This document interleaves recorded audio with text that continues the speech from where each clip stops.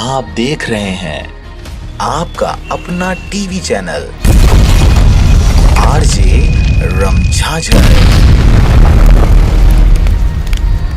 जज्बात के रंग भरोसा के संग। खबर है मुंगेली जिला के सेतगंगा क्षेत्र का, जहां पर सेतगंगा पुलिस को मिली एक बड़ी सफलता। आपको बता दें कि सेतगंगा में इन दिनों मेले का आयोजन किया गया है और इसी दौरान इसी क्षेत्र में लगातार शराब बेचने की प्रक्रिया चल रही थी।